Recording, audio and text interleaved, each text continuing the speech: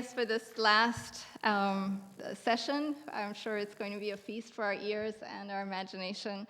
I was thinking about the conversations we've had over the last few days and something that Courtney said yesterday, which was so simple and yet so amazingly elegant and smart, came back to me, which is that what we do in academia in particular is really care about what words mean. And so I was thinking, okay, I need to find out what this word moderator means. And as I looked it up, I realized why I was a little bit nervous about having to moderate a panel such as this, because everything I want to do in response to these writers is the opposite of moderate. To restrain, to reduce the excessiveness of, to measure, to make more discreet or modest. So those are the things I want to refuse as moderator. But I think that what I also want to refuse is the idea of immoderate gratefulness, because I think that's been the thread that ran through almost all of our sessions. And I want to say to Dr. Charles Rowell that we thank you immodestly and immoderately for loving us all into this community that is Callaloo and for making this forum possible. And also to thank the other members of Callaloo, David, Oscar, Eunice, the others who are not here, and Jennifer for their hard work this week, this year, and ongoing. And then I also was thinking about the thing that we started off with at the dance performance when J.T. Jenkins said that love is the original technology. And this is a bit of another level of immodesty, but I have to say that one of the technologies of love that matters very much to me is totems. And outside on the mural there is a hanging of 2 zebras, which are my family's totem. I'm from Zimbabwe and from the Tembo clan. But it got me thinking about the technology of a totem as a way to bring the love of the ancestors into the present as a reminder through seemingly everyday objects, words, the familiar, of this cloud of witnesses that goes before us and is around us. And so as I was thinking about totems, I thought that was actually something that these writers have done with their words, that they've made out of very personal, loved figures in their families and in our collective library of music, of words, totems that in the graininess and in the bareness of language bring present this powerful connection to a much longer train. So I want to thank them for the ways that they brought their family members and the tremendous legacy of those family members, but also our family people like Labelli. I'm thinking in particular for Chihimba, but also the awkward family that we are in some ways pushed into in our lives in America to life in Thomas's work and in the very moving tribute to her father's work in Tracy's Life on Mars. So with that, I'm going to read their bios, which they asked me to reduce to 3 words, which is not going to happen. But I also have to say that these versions of the bios are virtuosely modest. We got their CVs as part of the preparation for the intro, and these run, 10, 15 pages long. So, and I'll say introduce them in the order that they're going to read. They'll each read for 10 to 15 minutes, and then we'll have some time for conversation afterwards. So Thomas Ellis is a poet and photographer, the author of 2 books of poems, The Maverick Room and Skin Ink, both of which were published by Grey Wolf Press. He's also author of 3 chapbooks, The Good Junk, Take 3, Number 1, The Genuine Negro Hero, and Song On. His work has also appeared in journals and anthologies such as Poetry, Grand Street, Tin House, The Nation, The Baffler, Plowshares, Callaloo, and several issues of the Best American Poetry. In 2005, he received a Mrs. Giles Whiting Writers Award, and he won the John C. Zacharias First Book Award in 2006. He teaches at Lesley University's low residency MFA program in Cambridge, Mass. Then we're going to hear from Tracy Smith. She is an assistant professor of creative writing at Princeton University and the author of 3 books of poems, The Body's Question, Duende, and Life on Mars. She's received a number of accolades for her books of poems, including Literature Protégé, Rolex Mentor and Protégé Arts Initiative from 2009 to 2011, James Laughlin Award of the Academy of American Poets, the Mrs. Giles Whiting Foundation Writers Award, Rona Jaffe Foundation Writers Award, and this is, I think, the coup de grace of virtuosic modesty. Most recently, she received the Pulitzer Prize for Poetry in 2012. And then we'll close with Tehimba Jess, and I am in the odd position of being uncertain of pronouncing your name properly, so Tehimba, sorry, Jess, who is an assistant professor of English at the College of Staten Island in New York. He is the author of a book of poems, Lead Belly, and a book of nonfiction prose, African American Pride, celebrating our achievements, contributions, and enduring legacy. His poems have also been published in such periodicals as Indiana Review, American Poetry Review, Plowshares, and Callaloo. He too has received a Whiting Foundation Award, the Lannan Foundation Award, National Diamond of the Arts Literature Fellowship, and is also the part of the team that won the first National Black Poetry Slam representing Chicago. So I give you Thomas to start us off. Can I close this? Yeah. I knew this day would come, Dr. Rao. I like to think that I hold a distinction amongst the writers up here. And my relationship with Callaloo, I'm probably the only person, perhaps I hope, in the room who's ever been in a car accident with Dr. Rao. And it was in my younger, more vulnerable years. Anyway, I picked out all the poems in my manuscript that have the word love in them. That's like one. So I'm going to sneak it in when Charles isn't listening. But it's good to be here. Callaloo is a brick, a bottom, the hair of what I do. And I feel fortunate to have met Charles as young as I did, and to have met Callaloo. This is AWS Ode. It's written for Chinua Achebe. So long a letter, the slums numbered spines, and night fell bright as the will to die, or the joys of motherhood. Its beautiful feathers, black.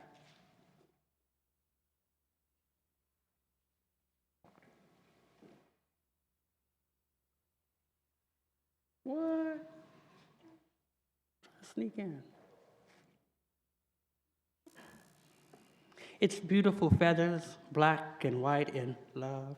The wound is proof of how terrible orange is black sunlight.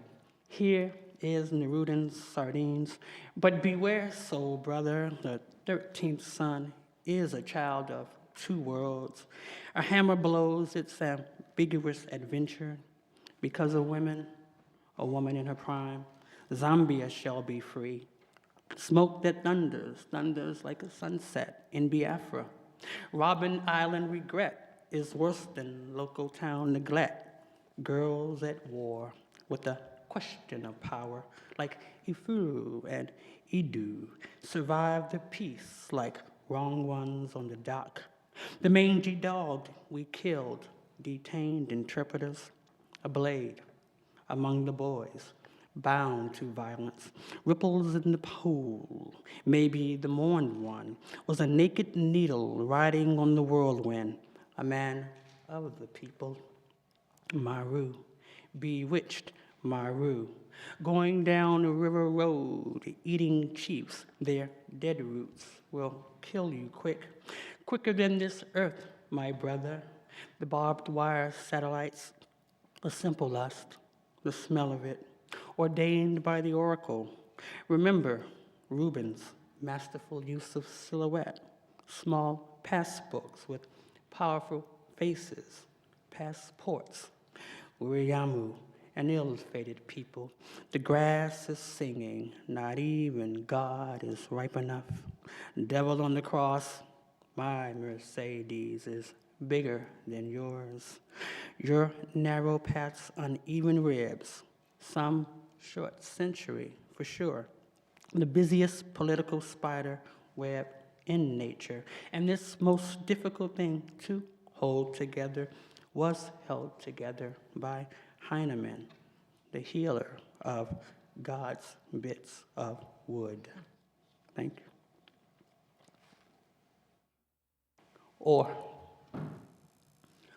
Oreo, or worse, or ordinary, or your choice of category, or color, or any color other than colored, or colored only, or of color, or other, or theory, or discourse, or oral territory, Oregon, or Georgia, or Florida, Zora, or born poor, or corporate, or more, or a Noir Orpheus, or Sangor, or diaspora, or a horrendous and tore up journey, or performance, or allegories, armor of ignorant comfort, or worship, or reform, or a chorus, or electoral corruption, or important ports of Yoruba, or worry, or neighbor, or fear of terror, or border, or all organized minorities. Thanks.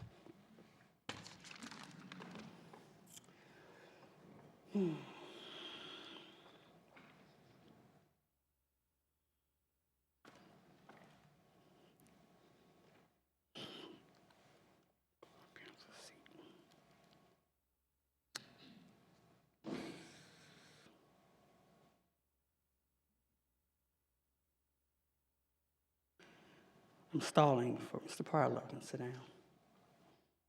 What's up, Greg? All right, thanks. I gotta find that poem. Here's a poem about food for a little girl named Prophet. It's called Godzilla's Avocado.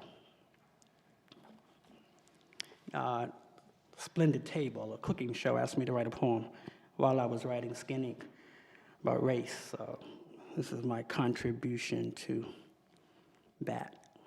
She was 7 years old when I wrote this. Her name's spelled Prophet.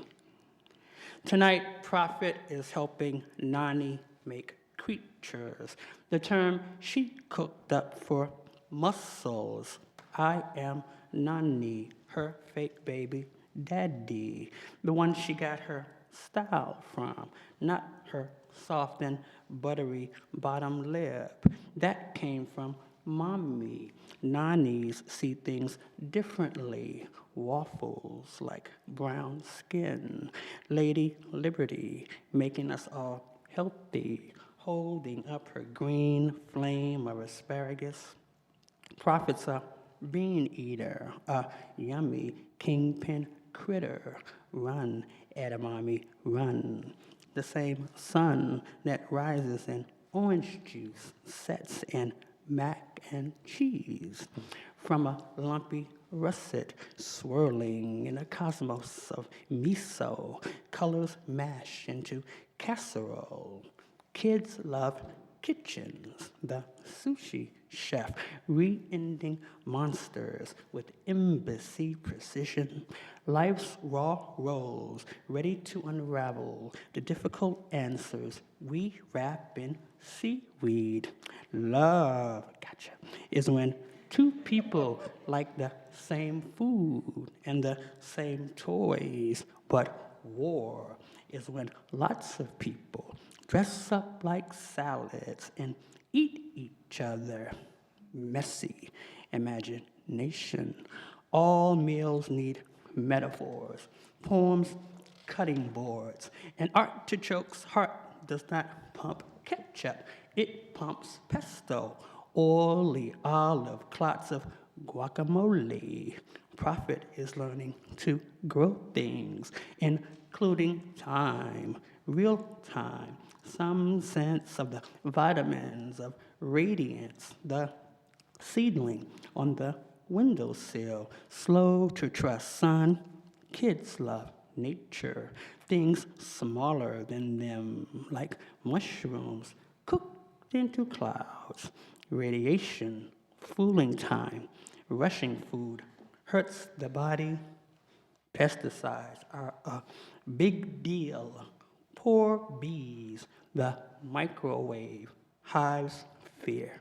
Our silver age of dining. Thank you. That's as normal as it's gonna get. Because the love ain't always normal. And I'm gonna finish with a few because we don't have much time left. When I was writing Skinny, Michael Jackson died. So I begged the editor to let me toss in a few for Mr. Skin himself. You know, I'm just gonna pick a few. The poem is called Gone Pop. You know, when I was a kid and I saw them, luckily, you know, they made me want brothers to dance with. That's all I wanted. I wanted to dress up and dance with my brothers. I had one little brother. I was like, Mom. Two from Gone Pop, Steel Town Boys. Magic City of Steel, the Steel City, U.S. Steel. All their strength in a regular town with a regular name, Gary. City in motion, city of the century, G.I., the G.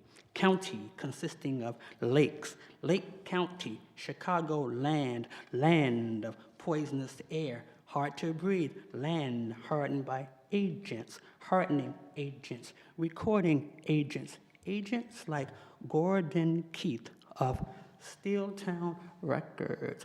Gordon was no Gordy, but he was their first big break, the one who got them off the ground, off the flat T-shaped northwestern corner of Indiana, a separate class of usefulness for each of their gifts. I'm supposed to do a little Jackson 5-step with that. Jackie, Tool, Toriano, Alloy, Jermaine, Carbon, Marlon, Nickel, Michael, Stainless. Being brothers prevents dislocation. Being brown, corrosion. School, chores, rehearsal, talent shows, travel, strip clubs, Kingdom Hall. All the little boy in the studio wants is to be young. He does not want to be a big boy. He does not want to grow up and get the girls like his brothers. All he wants is bubble gum. All this rust resistance in a regular family with a regular name, Jackson. Motto, we are doing great things. One more.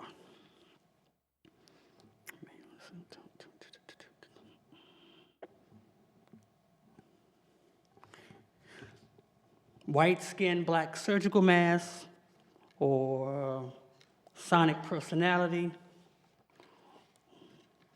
Which one? Science. Which one? Sonic. You say you want Fanon or you want Quincy Jones.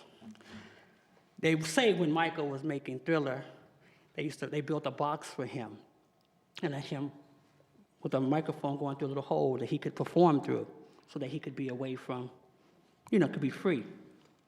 They also say that Billie Jean was called Sonic Personality because it was the song with the most personality during the recording session.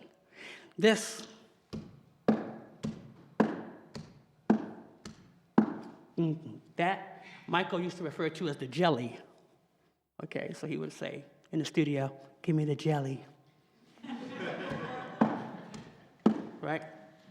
Michael used to use LaToya, they say, for his devious acts. That was his buddy, And the night of Motown 35, right? That night that changed a lot of us. Show changed the way I write poems, right? He asked LaToya to get Katie, right, his mother's sequin jacket, so he could wear it on stage and make Joseph mad. So Michael came out there, Katie, right? Drag in that moment. Some of the things you should know. Fred Astaire taught Michael to wear white socks and high waters to make his feet look like they were moving faster.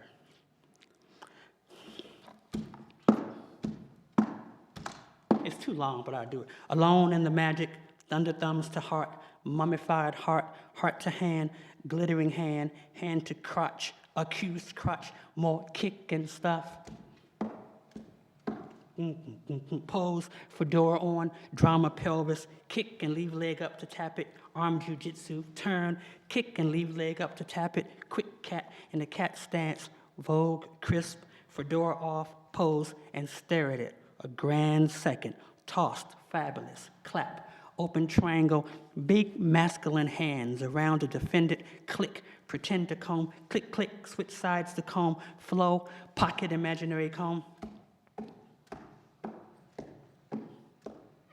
Mic grab, slap, mic grab, choke. Smelly's mad at it for not being on. Smelly's trying to hide the size of it with his hands, but Big Nose ain't having it. Smelly counters with a new look, a jerry curl, rhinestones, and surgery, plastic. First to favor the old songs. I love those songs. Those were magic moments with all of my brothers, including Jermaine. Run through. He actually said that shit that night. He said that on the stage with Jermaine right there. I love those songs. So check it out.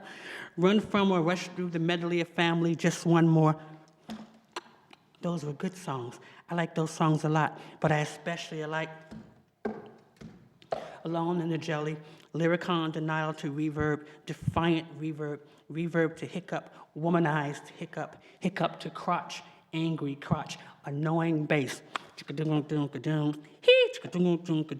woo, mime a throw, look both ways, spin, pulled up, pants up, show off socks, sock tease, again a look, again both ways, famous pause, show the microphone, ready to glide backwards, Klanoom, moonwalk spelled backwards, Klanoom, drag ball to heel, gravities, AVI, replaced by feet, 3 seconds of air, lunar spin, toe stop, a real photograph, a real letter, and a real gun, not a visual trick like wearing white socks to highlight your feet, but real mental illness like baby hair frozen in a web slide on the size of a grown man's face.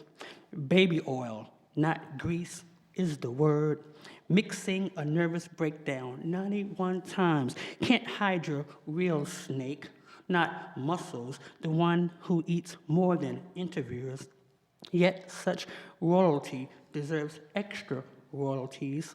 Astaire, an admirer, dates with Brooke, dates with Tatum, Liza, a weird friend, Liz, a weirder white mother, a public appearance, and an intimate photo with a black woman other than Diana Ross might help. The moment you do in the video, you turn into your middle name. You get Joseph's eyes. Be careful what you do. Jump kick with a twist. The shaking hand gestures no.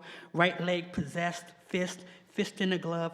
Twist, open fist. A fury that sparkles, a fury that stands the mic, grabs, a mercy, weakening, body lowers, body rises, spiniversary to the edge, insistence, ankle action, 4 forward moments in search of reverse. Lastly, a bow, classic, point down, point up, but first stomp the ground.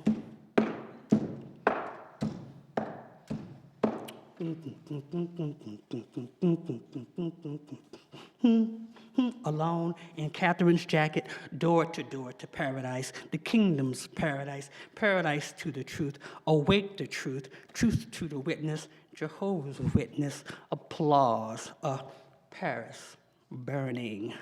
Thank y'all.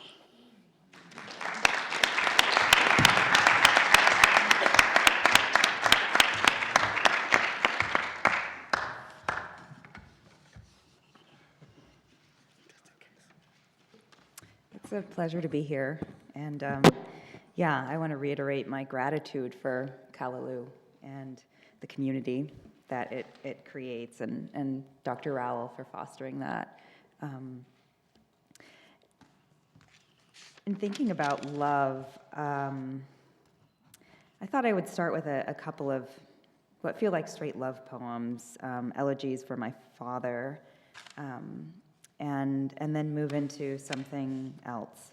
So I'll start out with a couple of sections from a sequence called The Speed of Belief.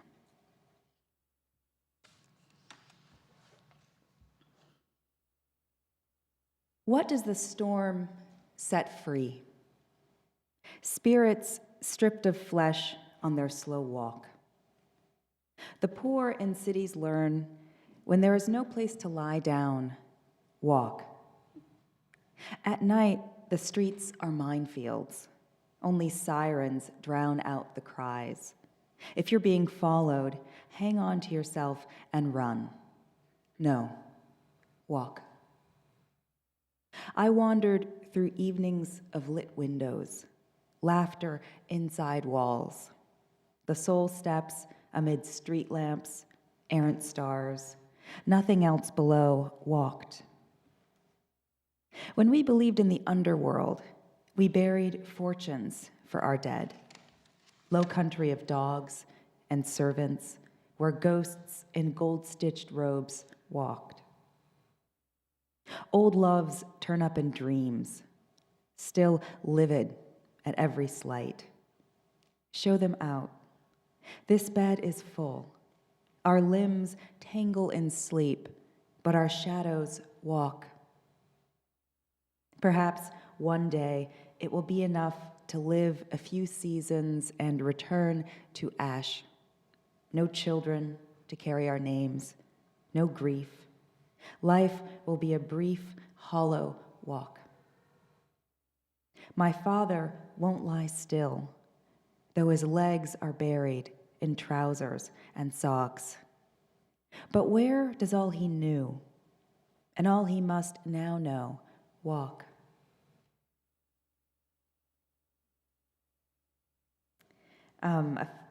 Shortly after my father passed away in 2008, I was looking through a magazine and I came across this ad for India as a tourist destination, and it was a beautiful, close-range seeming photograph of a tiger. And it just kind of like gripped me with this idea that it was my father. And so this is the poem that came out of that. And the poem mentions 3 tribes, and those are simply species of tiger that are believed to have gone extinct. Of all the original tribes, the Javan has walked into the dappled green light. Also, the Bali, flicking his tail as the last clouds in the world dissolved at his back. And the Caspian, with his famous winter mane, has lain down finally for good, or so we believe. And so I imagine you must be even more alone now, the only heat of your kind for miles, a solitary country. At dawn, you listen past the birds rutting the trees, past even the fish at their mischief. You listen the way a woman listens to the apparatus of her body, and it reaches you, my own wish, like a scent, a rag on the wind. It'll do no good to coax you back from that heaven of leaves, of cool earth and nothing to fear. How far, how lush your bed, how heavy your prey. Day arrives. You gorge, sleep, wade the stream. Night kneels at your feet like a gypsy glistening with jewels. You raise your head and the great mouth yawns. You swallow the light. A big part of what I find myself writing about or wrestling with in my poems is the stuff that doesn't really look or feel like love that happens to and because of us in the world. And I thought I would read a poem that I don't think I've ever read before. It's a poem called "They May Love All That He Has Chosen and Hate All That He Has Rejected," which came into being during the spring of 2009 when I was reading about a lot of these murders, things that felt like hate crimes. And I just wanted to answer back. So I'll just give you a little gloss. On May 6th, Stephen P. Morgan shot and killed Wesleyan undergraduate Johanna Justin Ginich. And on May 28th, 2009, an off-duty police officer, Omar Edwards, was fatally shot by fellow officer Andrew P. Dunton. Edwards, who was black, drew his weapon after encountering and racing after a man who was breaking into his car on East 123rd Street. On May 30th of that same year, Jason Gunny Bush, Shauna Ford, and Albert Gaxiola of the Minutemen American Defense Group arrived at the home of Raul Flores, dressed as law enforcement officers, and they opened fire, killing him and his 9-year-old daughter, Brisenia. May 31st, a late-term abortion practitioner, George Tiller, was shot and killed in the foyer of his church, and one of the suspects was a man named Scott Roeder. And on June 10th, James Von Braun, who was an 88-year-old white supremacist, entered the U.S. Holocaust Memorial Museum and opened fire, and he killed 39-year-old security guard Stephen Tyrone Johns. They may love all that he has chosen and hate all that he has rejected. I don't want to hear their voices, to stand sucking my teeth while they rant. For once, I don't want to know what they call truth, or what flags flicker from poles stuck to their roofs. Let them wait. Lead them to the back porch and let them lean there while the others eat.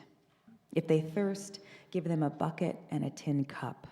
If they're sick, tell them the doctor's away, that he doesn't treat their kind.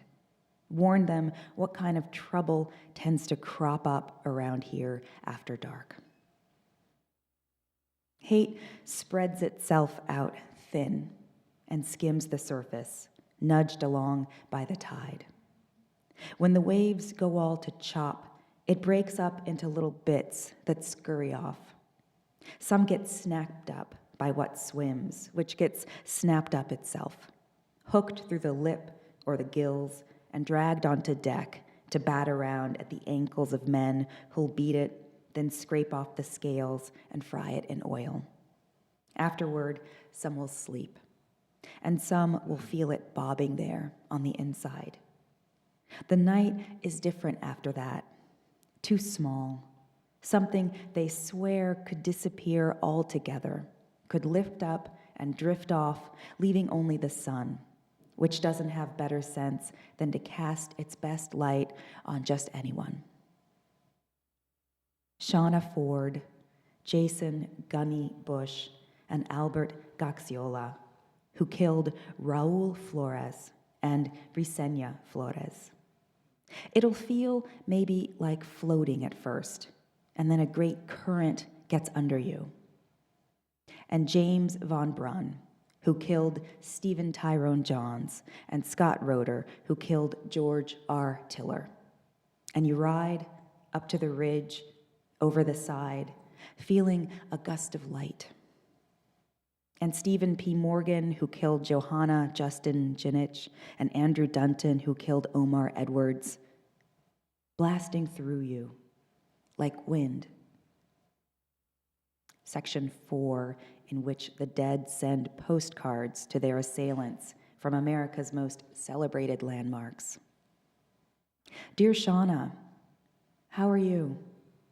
Today, we took a boat out to an island. It was cold, even though the sun was hot on my skin. When we got off the boat, there was a statue of a big, tall lady. My daddy and I rode in an elevator all the way up to the top of her head. My daddy says we're free now to do whatever we want. I told him I wanted to jump through the window and fly home to Arizona.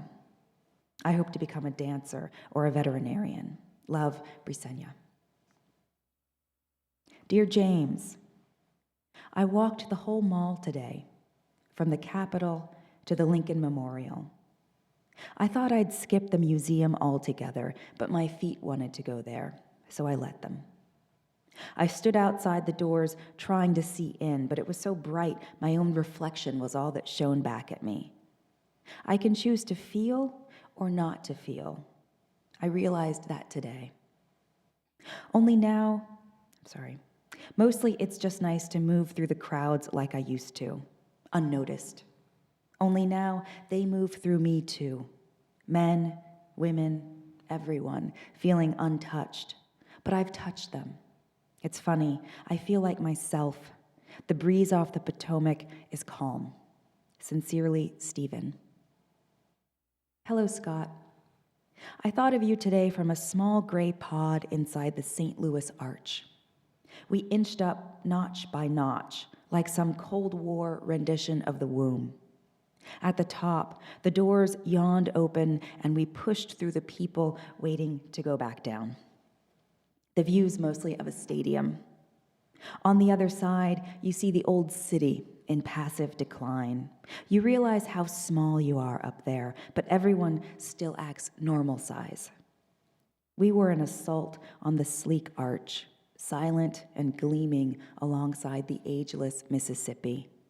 But the guys on the ground keep selling tickets and sending more up. You can feel wind rocking the structure all the way at the top. See you around, George. S. I'm happy. I'll probably be in Greece soon, or the mountains of Chile.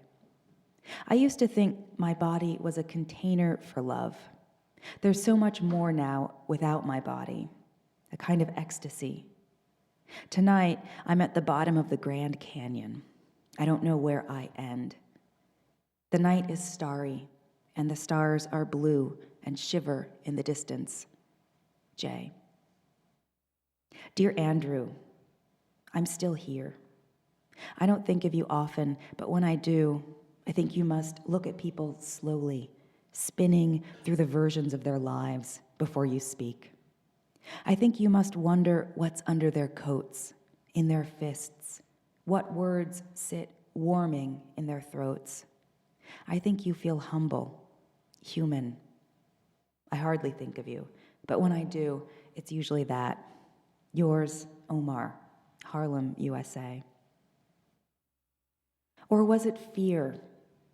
Ford, Gunny, and Gaxiola, like a bone caught in the throat, and James Von Brunn and Scott Roeder, nicking at every breath, every word at the lips, and Stephen P. Morgan, like a joke that was on them, and Officer Andrew Dunton, and no one to trust for help.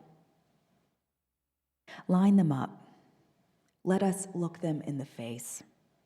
They are not as altogether ugly as we'd like.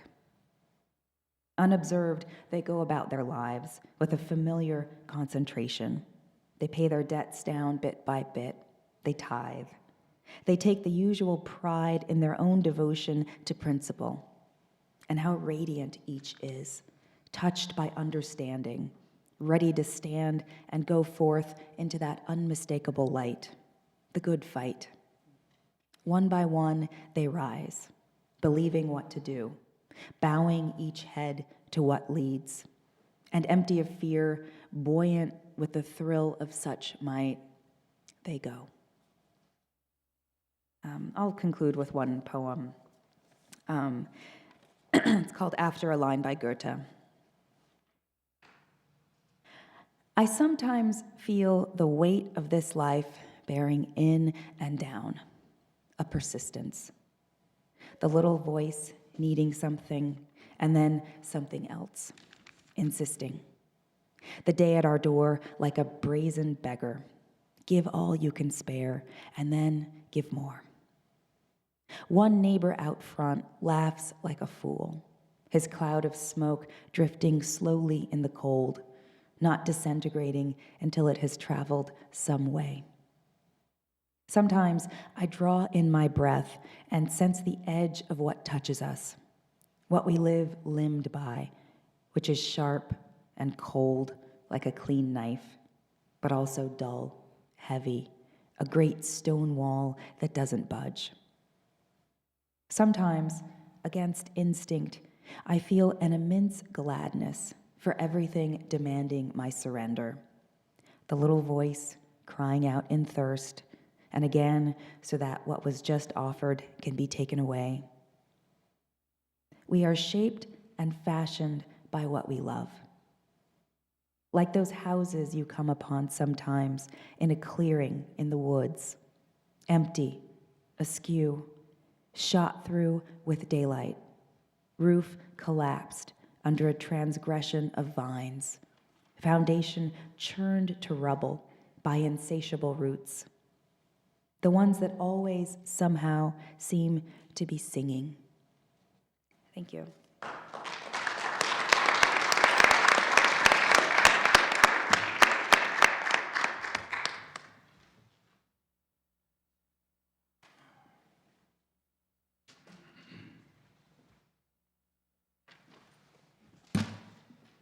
What's up, Callaloo?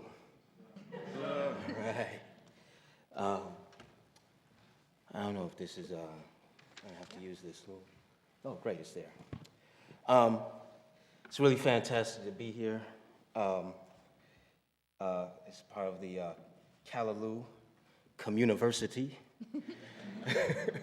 which I feel like I've gone back to school over the last couple days since I've been here.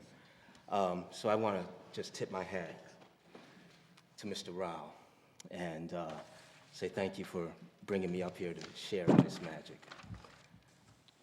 I was thinking about, I came in yesterday in the Haile Jarima panel towards the end, and I was fortunate enough to catch a really good friend of mine make some remarks that, as usual, whenever I sit down and talk with her over, even though we don't talk that much, she tended to cut to the quick. IV, Francis, said something about, we're always talking about communal love, and how can we talk about that communal love without talking about self-love? And I guess the poem that I want to present is about that kind of self-love, even in the midst of the contortions that we have to go through. So, talking about, in particular, these gentlemen right here. That is Bert Williams and George Walker. Bert Williams and George Walker, both born in the 1870s. Around, by the time of the turn of the century came around, they were just about the hottest ticket in show business. They were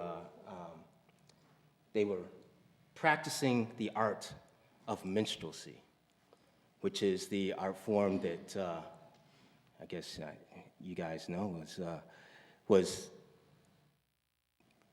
born and raised right here in its particular form of white folks putting on blackface in order to portray us. And what Williams and Walker decided that they were going to do is they were going to get into show business. The only way that they were going to do it was going to be through minstrelsy, which is the only avenue available. But they had a hook, and their hook was, well, we're actually black.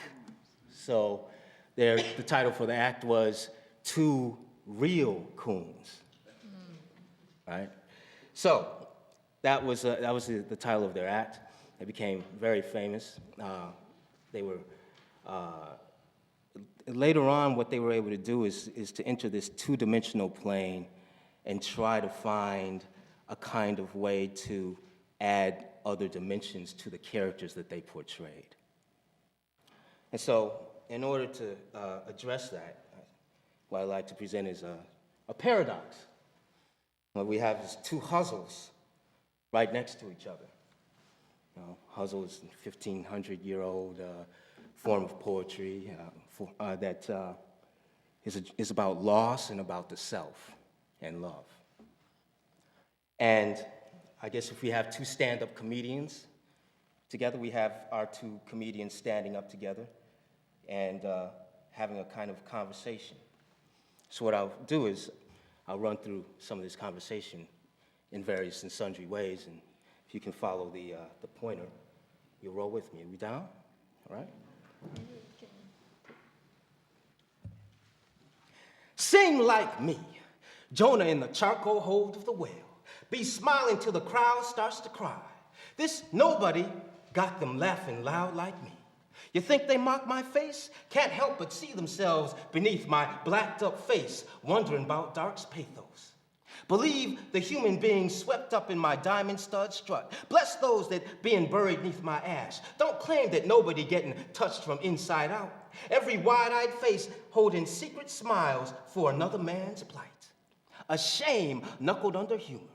Who escapes it? Nobody, remembering my tale.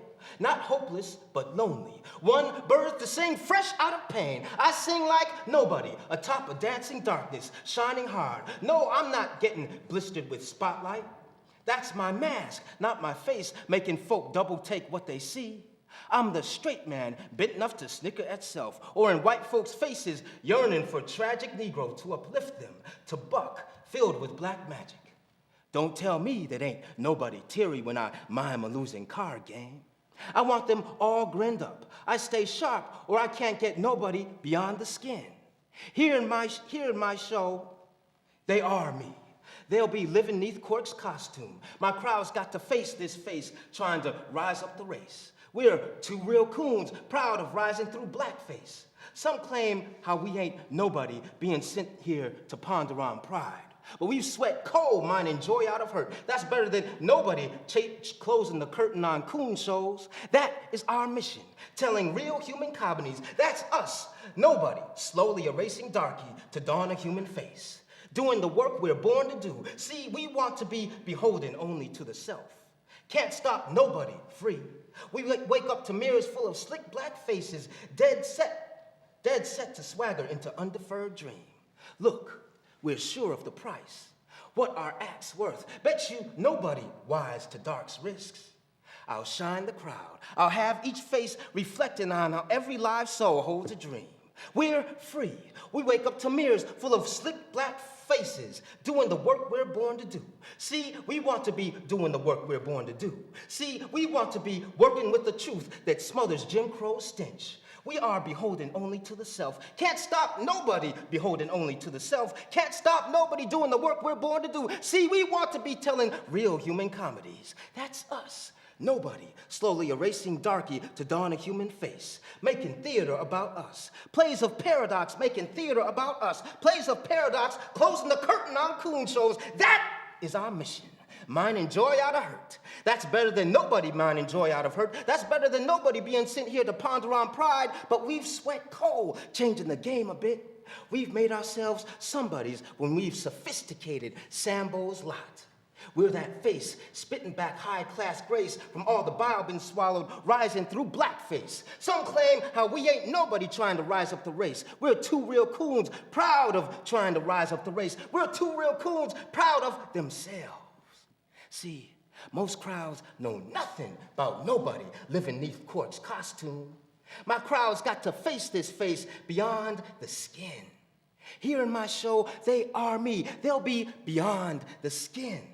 Here in my show, they are me. They'll be clowning with minds freed up. They see me and soon they get clowning with minds freed up. They see me and soon they get all grinned up. I stay sharp or I can't get nobody rolling in aisles each time. Have you seen their faces? rolling in aisles each time. Have you seen their faces? Red with laughter when I crack wise. That's how I get them teary when I mime a losing card game. I want them filled with black magic. Don't tell me that ain't nobody tickled with slapstick blackness. I'll color each white face tickled with slapstick blackness. I'll color each white face filled with black magic. Don't tell me that ain't nobody yearning for tragic Negro to uplift them to buck, gone corrupt with comedy. That's the ticket I sell. Crooning while coon songs paint my strife. They claim nobody making folk double take what they see. I'm the straight man bent enough to snicker itself, or in white folks' faces, struggling not to fade away. That's the role that I play, struggling not to fade away. That's the role that I play, getting blistered with spotlight. That's my mask, not my face, speaking low of my woe. Little fame don't hurt nobody, speaking low of my woe. Little fame don't hurt nobody atop of dancing darkness, shining hard. No, I'm not full of bulging eyes, cakewalking along to ragtime, birds to sing fresh out of pain. I sing like nobody, birds to sing fresh out of pain. I sing like nobody, full of fret about humanity. It's masked on my face, teared up in titters, then torn down sad. A soiled soul remembering my tale, not hopeless, but lonely. One knuckled under humor. Who escapes it? Nobody knuckled under humor. Who escapes it? Nobody will be baptized clean. I want to make it so. Each face holding secret smiles for another man's plight. A shame in the crowd, all gut-bent with laughter. They know that they being buried beneath my ash. Don't claim that nobody being buried neath my ash. Don't claim that nobody getting touched from inside out. Every wide-eyed face getting touched from inside out. Being swept up in my, every wide-eyed face being swept up in my diamond stud strut. Bless those that wondering about dark's pathos. Believe the human might be saying, look at that handsome man. Nobody got them laughing loud like me. You think they mock my face? Got them laughing loud like me. You think they mock my face? Born to riddle all about race. A sure bet nobody born to riddle all about race. A sure bet nobody be smiling till the crowd starts to cry. This nobody sing like me. Jonah in the charcoal hold of the whale, doing justice to my Juba jig. See how I dance? You just might be playing you for a fool. You see this face just might be playing you for a fool. You see this face sing like me, Jonah in the charcoal hold of the whale, doing justice to my Juba jig. See how I dance? Doing justice to my Juba jig. See how I dance? Doing justice to my Juba jig.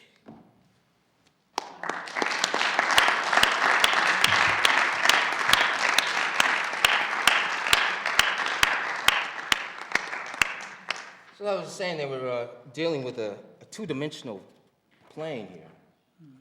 And what a two-dimensional plane can be transferred into a flat torus. A flat torus is a construction, well, in this case, you can take the bottom of that poem and fold it into the top, and you have basically a continual loop of the poem. That's the first way in which the poem can be manipulated. Another way is you can take the poem, you can tape the edges together, and there you have a cylinder, which can be read all the way up and down and all around as such. And because it's a flat torus, it can be changed into also a torus, which is essentially like a donut, which can be read inside out, all the way around, continual loop. And because it is a paradox, it can be made into this, which I'm forgetting the name of this. Mobius. Mobius strip, thank you. Forgetful sometimes, but it's a Mobius strip as well, which you can read continually, and you start on one side and finish on the other and go on around, et cetera, et cetera. So that's what I wanted to present to you today, with love. Thank you very much. Make some nunchucks.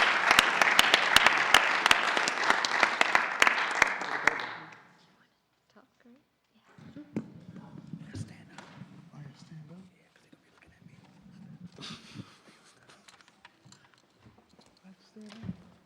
No, we don't have to stand up.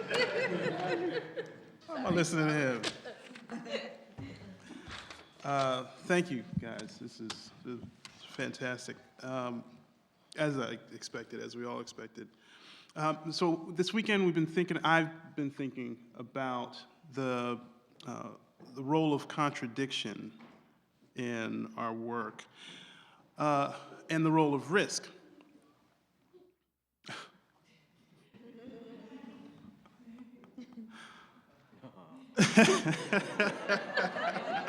Speaking of love. Speaking of all right, be good. So, risk. The other night, I was proposing that for our craft, the idea of risk that I immediately thought of was being vulnerable to emotional risk, right? So,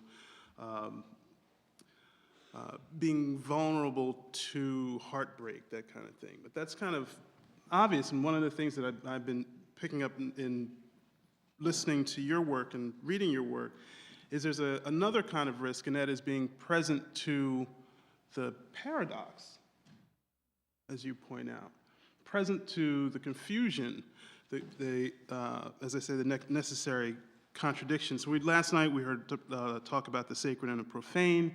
Aoife said something that was really moving to me about the role of destruction in construction. And so as I was listening to Thomas, this idea, well, all kinds of contradictions that you embrace in your work. So there's, Michael Jackson is only the tip of the iceberg, right? DC, the city of DC, as a contradiction. And Tracy's work, Tracy's Duende, first of all, but then you also said, I wrote down, we are shaped and fashioned by what we love. And so this thing that I do is ultimately working its influence on me. And then very clearly, the contradiction of the blackface minstrel, mining the joy out of hurt. And that whole process, the idea of the minstrel, I'm also thinking of Love and Theft, who's that? Eric Lott, yeah. And there's that Burt Williams book, too. Yeah. Yeah, so anyway, the idea that the minstrel act is not entirely insulting or mean-spirited. I mean, we're inclined to read it that way, but there's something there's a fair amount of envy involved in that process. So my question is, if you guys could talk a little bit about how you engage contradiction in your work. And I think I think of it as a scale from, the sort of Whitmanian, do I contradict myself? Fine, whatever, versus the poem as this well-wrought urn, the poem as the box closing shut very neatly, right? And so somewhere on that scale, I think we all would fall. So yeah, so what's the deal?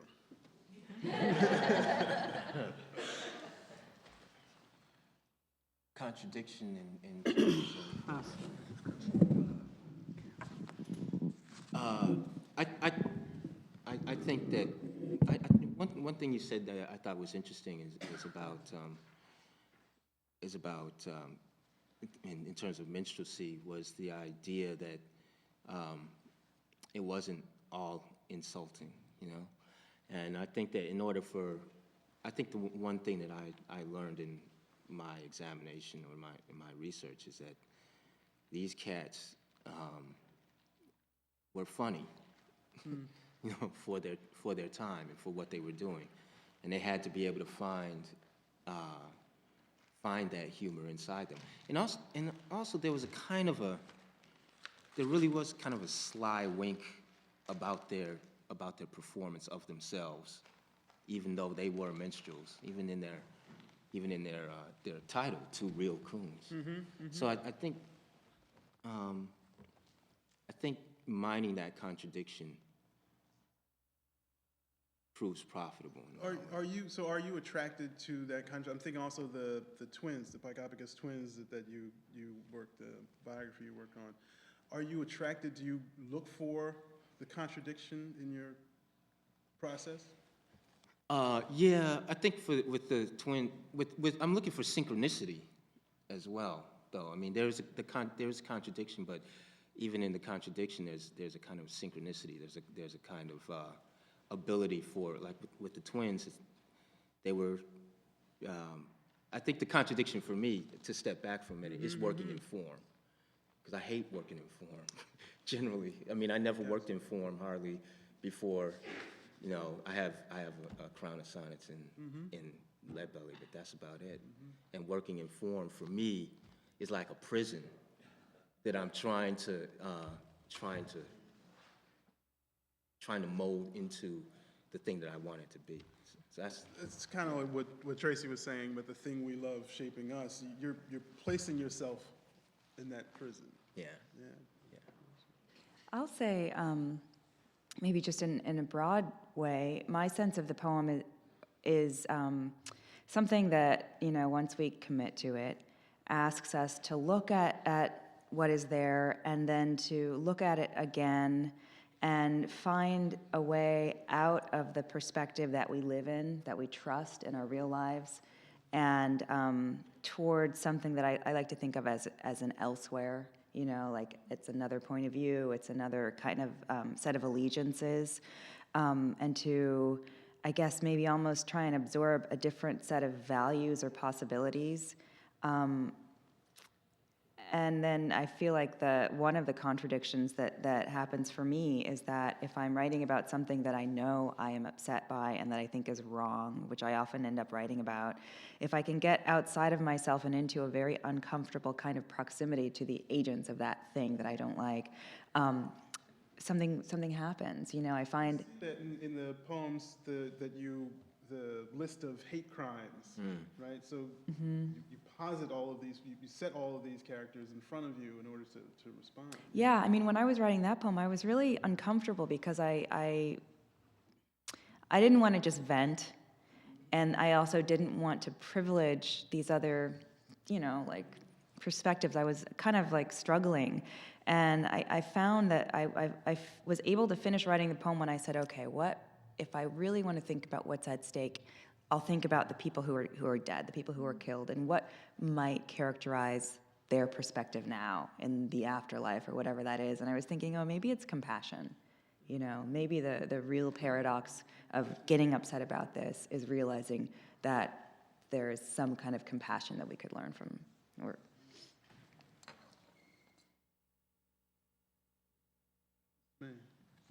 I don't know. I feel like, you know, like the Cat Williams skit, killed by a tiger. If you get killed by a tiger, if you get killed by a tiger in a zoo, if you get killed by a tiger in a zoo in San Francisco, then I think God's work has been done for your ass. I got a little brother just got out of jail. I write poems, et cetera, et cetera, et cetera. So contradictions is almost like the first level. It's not even like a surprise. And the reviewers who didn't like my book, the white ones, could only diss it for the contradictions. So there's a book in Skin Ink about me being at the Obama inauguration. Big morning, we all woke up, got up. It was cold in New York, cold in D.C., rolled down to New York, had a good ticket up front so I could see the poet and all that. And then the water main broke, had to go way back by the Lincoln Memorial. And during the passage from the front of the inaugural crowd to the back of the inaugural crowd, think about that, I got to hear a lot of conversations. And they were all contradictory. It was some people mad in them. It was some people like, it's that big day. Oh, my God, we made it through. It was people like, you know that nigga ain't grassroots. We're going to be doing the same shit 4 years from now. You got to hear the whole... So the contradictions almost seem like necessary.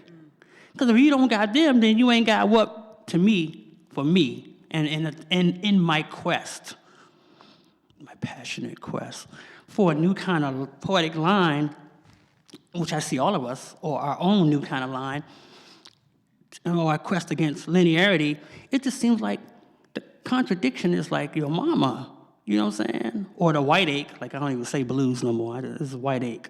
You know, so it's like, to speak about contradiction is almost like to speak about, subject-verb agreement, And I think that the battle, again, how I embrace it is, like, I don't even have to embrace it. Because if I'm listening community, listening family, listening history, listening tradition, how could I not? Because I want the poetic line to have a Booker T. Washington leg, a Frederick Douglass beard, a Gail says, stop, a OJ excuse. I want that line to be like that. Because that's, to me, like Walcott. Y'all don't like Derek Walcott, I know, fuck Derek Walcott. Y'all be like, fuck Walcott. But he was like, if that shit ain't got Russian wit, you just walk to the corner store and back. But it depends where you live, you know what I'm saying? There's a difference between contradiction and ambivalence, right? And I think the more No, I'm great. Go Get the ahead, no, mic. go ahead. No, ambivalence. I don't know where you got that. I understand that word, but that's like the argument in the poetry community. That's what we should name the age, the ambivalent poets. Yeah, I understand what you're saying. I know there's a difference. I agree. But skin ain't ambivalent. Whatever it is, or how it's viewed, or the gaze, or I don't think that. And if it is, then something will happen to it anyway. But yeah, I hear you.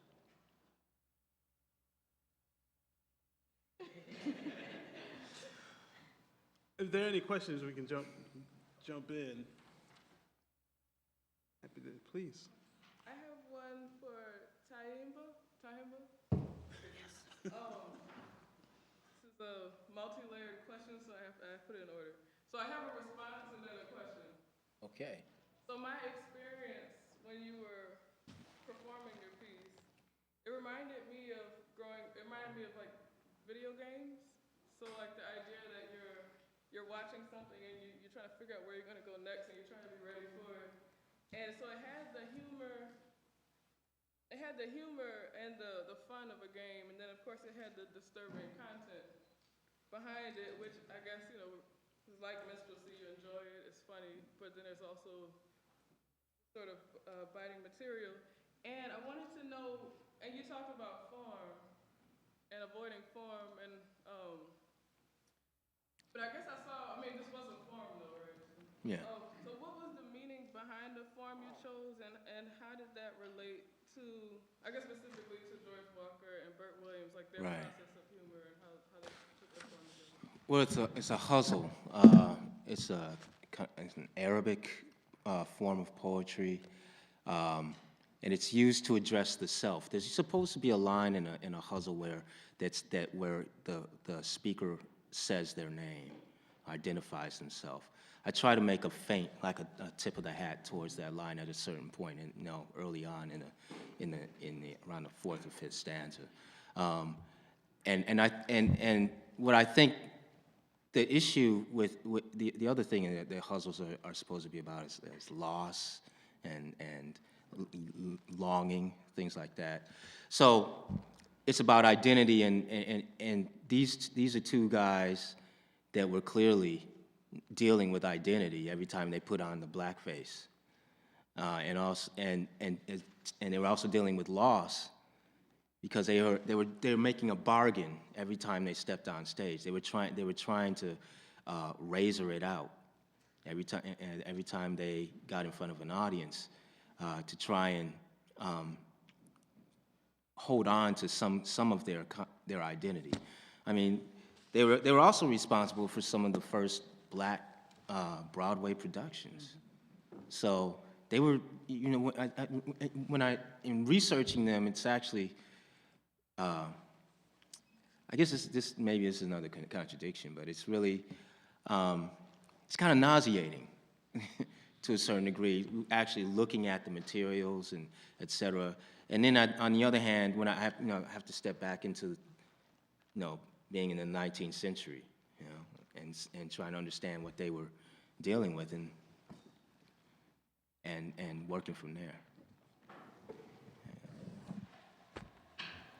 I'm also interested in this, the idea of self-love that you brought up to begin with, right? And so, again, another form of contradiction is forcing yourself to confront this, deeply offensive material, right? And that demands an awful lot of fortitude. But I think I said I dissed form before, but on the other hand, form provided the structure for me to make it happen. To be able to, yeah. I mean, that is the great thing about form, is it? I mean, it gives you, like, if I were to try and start a poem about them, I honestly wouldn't know how to begin and end. I mean, I would give it a shot, obviously, but in this, with that format, I have the structure. Okay, I drew out the hustle for about as long as they typically go, or as long as they're allowed to go, 15 stanzas, I think. And I just followed the rules, and that is the great thing about form, And can I? And I think that's the interesting thing about Michael Jackson. That he didn't destroy form, but in the process, in the identity process of making and remaking, and it's about self-love. I wouldn't sit here and say that Michael Jackson loved himself any less than I love myself. I don't know that because I don't know about the many cells. But the thing about form is I don't see the container as existing before. I don't think he, keeping the context, in his type of love, so the container is existing before the content. And so it could be remade and discovered each time. But I think he got caught up in the repairing game, the reparation game of, can just erase. I don't like that. I can enact an erasure and see what's there. And I think each time the erasure, took the thriller to the new place, you know what I'm saying?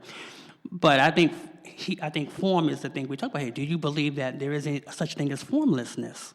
See, as a poet, I don't think. I don't think that the villanelle, the sonnet, and I don't think those are the forms, or I can't even refer to them as forms. I refer to them as a thing we can make, because we know what the ketchup bottle is like when we open the refrigerator. It's red if you can see through it, and it got that 57 on it probably. So you know it. You know the skyline of your favorite city.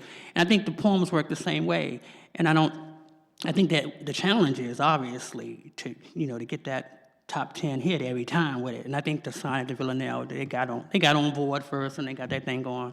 What's formless about boom, boom, boom, boom, boom, boom, boom, boom, boom. You know that, and it ain't a sonnet, yeah. But right exactly. I can see the thumbs. I'm just saying, the form of that content, and there's no writing between you, even in the gesture. And I think that Jackson reinvents form in a gestural way, that way. And I think poets, we don't teach that, and I think we miss that. Because we give them the rectangle, we give them the square. Here we go, make that love. Some niggas ain't on that rectangle and that square. You know what I'm saying? They on something else. Rhombus, computer love, rhombus love. I mean, you know what I'm saying? That's some zap. Can I jump in with a question?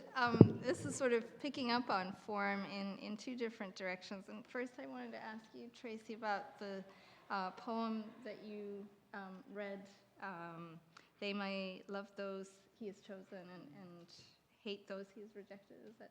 Love all that he has chosen, Yes. hate all that he has rejected. Yeah. And you said before you read it, I'm sorry. And you said that you'd never read this poem. Whoops, sorry. Out loud. And I was struck at the moment when you got to the epistolary form in it, and especially hearing after this whole week of thinking about love, the signature love, Briseña. And I wondered if you could talk about the different forms in that particular poem, but then also about what it feels like to read these poems that are so much about written Sure. procedures. I mean, I'll be honest. I in the middle of reading that poem, I said, I know why I don't usually read this poem. It asks you to do a lot of different things at once, and I think some of those things are easier to do on, visually as opposed to orally. Maybe I should have projected it. But in writing those long poems, which I tend to do a lot, I think that part of this, okay, so it's a poem that's written over the several sections, and one of the things I think that a section break invites is a moment to stop and regroup and to say, all right, I've just come out of this gesture, this mode, this kind of momentum. What do I feel like doing now? What do I want to do now that I'm about to hit the ground again? And I think that I like to imagine that a section break is an opportunity to shift perspectives or let something other than what has driven the previous section take the wheel. So maybe it'll be sound, or maybe it'll be different voices, or some kind of conversation that can happen between different sides of the line, almost. I like those kinds of poems because they give me the chance to end in lots of different places and also resist the impulse to end.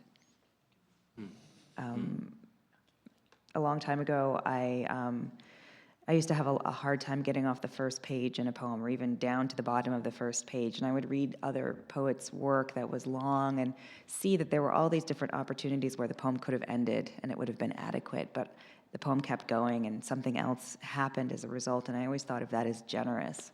And so on one level, I'm kind of trying to ask myself to be a little bit more generous than I might be inclined to be if I were going to stop at the first opportunity. So. Thank you. So David was the bearer of bad news, which is that we have to wrap up this session. I'm going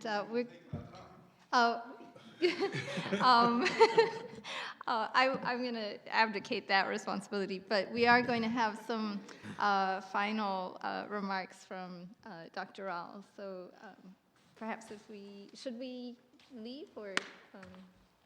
I didn't mean to stop the conversation because I think the conversation is wonderful, but we are limited to certain periods of time in certain spaces. So I just wanted to come down and say thank you to all of the readers. Absolutely. And all of the people who participated, to mention certain readers in particular. Time of Jess, first of all, I want to thank you for coming to the Callaloo workshop. Oh. I don't remember the years ago it was. It was 2002.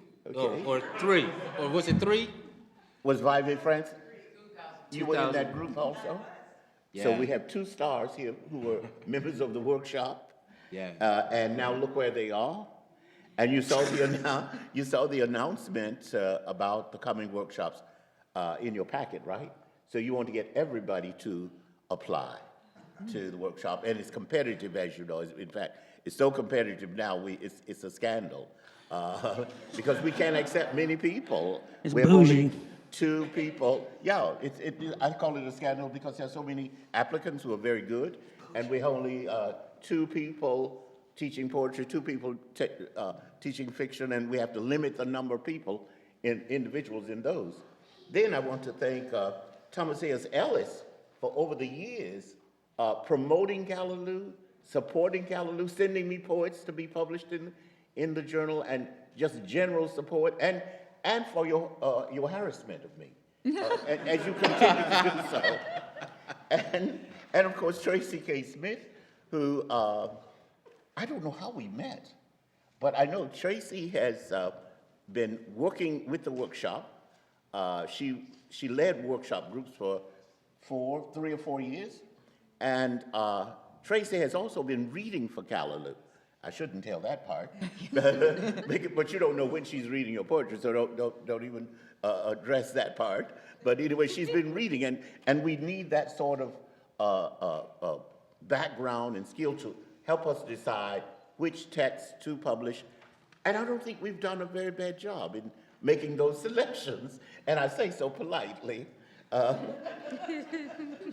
And not only that, I must acknowledge the fact that Titsi, Jaji, and Greg Pardlow, they were the co-chairs of the committee in the initial stages of the development of this conference. I want to especially give all of them a wonderful hand.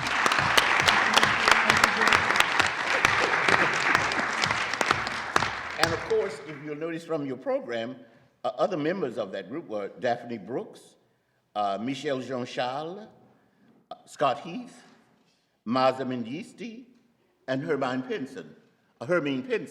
They were all part of that group to help us set in motion and to organize this conference.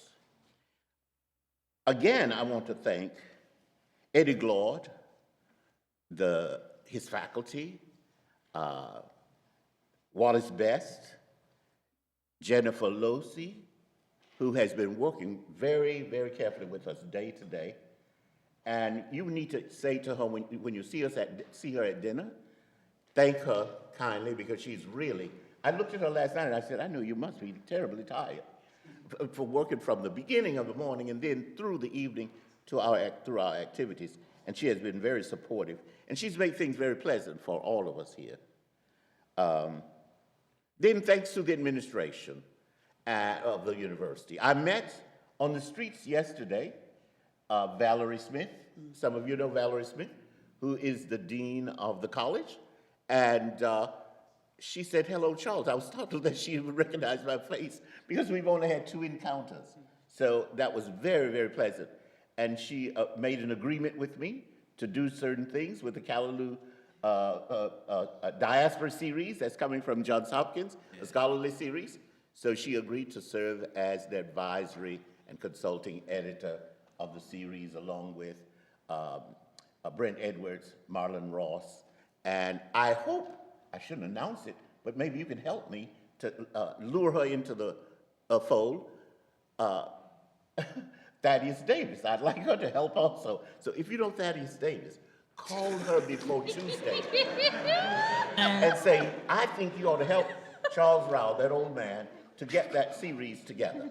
So please do that. Email, telephone, anything you can do. So anyway, that's one thing I wanted to announce. The other thing I wanted to announce is that the Callaloo workshop is going to spread abroad. We are our first campaign annually for 1 week, not the 2 weeks that we generally have here in the States, but we're going to go to London with Black British writers there. There are many of them. And we're going to stage it at Goldsmiths College, the University of London, and just once a year. And in fact, the first workshop will be the week just before Thanksgiving in 13. And you know already from the advertisement that in 13, that next week, Thanksgiving week, and even including Thanksgiving Day, we have the next Callaloo Conference at Oxford University. So we leave London to Oxford. And then I wanted to mention also, I don't have my notes, that we start that Wednesday. Thanksgiving is that Thursday, right? And then we go on through Saturday morning. Then we come back to London, where we stage a big reading with some US American writers, then with some of the Black Brits, a 2-hour thing. Then we will do exactly what we're getting ready to do now. We will then go to dinner in London. And I don't know what we're going to have as fare for dinner in London. And this is terrible. It may be dangerous for me to say this, but I'm not partial to British food. So I think what we're going to do is ask them to either have Caribbean, or we will ask them to have African or Asian food. So anyway, those of you who have been to London, you know, to England, you know what I'm talking about. There's not a great joy. I don't think we talk about going to British restaurants in this country, do we? That's a shame. I will never say this once I'm there, because I may be banned. I may be banned from that ununited kingdom. But that's what we're going to do. And again, I just want to thank all of you. This has been absolutely a marvelous conference. And everybody, every session has been so wonderful and so refreshing. And I'm not too old to learn, and I've learned so much. I feel very, very happy about this. And I want to thank you as participants. And just people who were visiting, thank you. And as I said the first night, I love you. I love you all. Let's go to dinner.